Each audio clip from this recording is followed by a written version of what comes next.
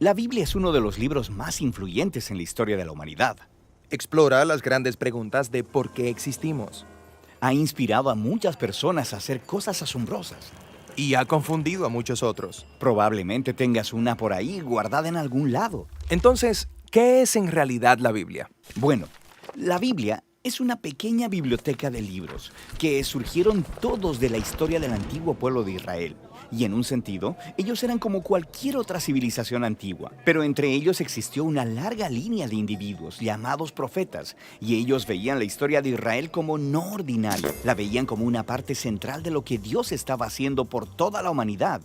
Y estos profetas eran genios literarios. ¿En serio? Sí, ellos usaban de manera experta el lenguaje hebreo para escribir narrativas épicas y poesía muy sofisticada. Eran maestros de la metáfora y de la narrativa y utilizaron estas técnicas para explorar las preguntas más complicadas de la vida acerca de la muerte y la vida, las luchas del ser humano. Así que hay muchos autores diferentes que contribuyeron en escribir este libro. Sí, y estos textos fueron producidos en un periodo de más de 1000 años, empezando con los orígenes de Israel en Egipto hasta su reino y su primer templo. Pero eventualmente fueron conquistados por los babilonios, quienes se los llevaron al exilio. Luego, en un momento crucial de su historia, muchos israelitas regresaron a su tierra, construyeron el segundo templo, reformaron su identidad, y es aquí cuando las escrituras judías empezaron a tomar la forma en que las tenemos hoy en día. Está bien, la Biblia judía. ¿Qué hay en ella? En hebreo se llama por un acrónimo conocido como Tanakh. La T es por Torah, a veces llamada la ley. Esto es, los primeros 5 libros con la historia del nacimiento de Israel. La N es por Nevi'im, una palabra hebrea para profetas. Y esta sección consiste de los libros históricos que cuentan la historia de Israel desde el punto de vista de los profetas. Luego tienes los libros poéticos de los mismos profetas. La K es por Ketuvim, una palabra hebrea para escrituras. Esta es una colección diversa de libros poéticos, libros de sabiduría y más narrativa. El pueblo judío cree que a través de todas estas obras literarias, Dios le habla a las personas. También hay otras escrituras judías que estaban siendo producidas durante el período del Segundo Templo. Sí, un grupo realmente diverso de textos, y estos también eran muy valorados en las comunidades judías. Y había debate en estos tiempos antiguos sobre si algunos de estos textos debían o no ser considerados como parte de sus escrituras. Así que hay muchos tipos distintos de textos escritos en un periodo de tiempo muy largo. ¿Por qué los juntaron en la forma en que lo hicieron? Todos estos textos juntos cuentan una historia épica sobre cómo Dios está trabajando a través de este pueblo para traer orden y belleza al caos de nuestro mundo. Y todo ello culmina en la esperanza de un nuevo líder, quien vendría y renovaría toda la creación. Y luego el Tanakh termina, y este líder nunca llegó. Así que es una obra escrita de manera experta, pero le falta el final. Exactamente. Luego, unos pocos siglos después, un profeta judío llamado Jesús de Nazaret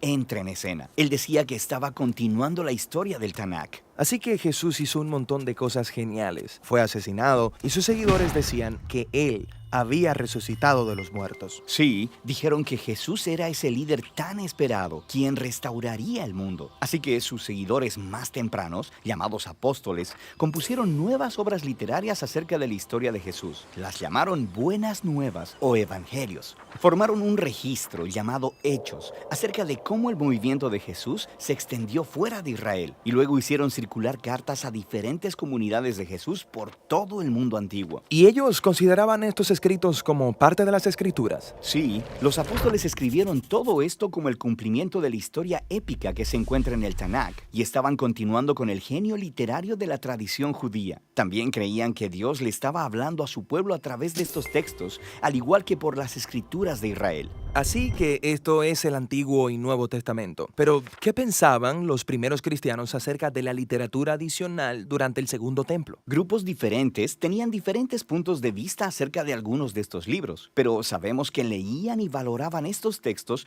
porque los utilizaron junto con las escrituras judías. Está bien, entonces tenemos el Tanakh. las escrituras judías. Tenemos estas otras obras del periodo del Segundo Templo. Luego las escrituras de los apóstoles acerca de Jesús. Y eso es mucha literatura. Entonces, ¿qué hay en mi Biblia? Durante 2000 años, el movimiento cristiano ha tomado formas diferentes. Y desde el principio, todos los cristianos reconocen tanto el Tanakh como las escrituras del Nuevo Testamento. Y durante siglos, mucha de la literatura del Segundo Templo era leída como parte de la tradición bíblica. La Iglesia Católica, por ejemplo, eventualmente la hizo oficial y llamó a algunos de los libros de esta colección libros deuterocanónicos. Algunas iglesias ortodoxas incluso usaron más libros de la literatura del Segundo Templo. Y luego, en el siglo XVI, durante la Reforma, los cristianos protestantes quisieron regresar a las escrituras más antiguas de los profetas y apóstoles, así que solo aceptaron el Antiguo y Nuevo Testamento. Muy bien, creo que ahora entiendo.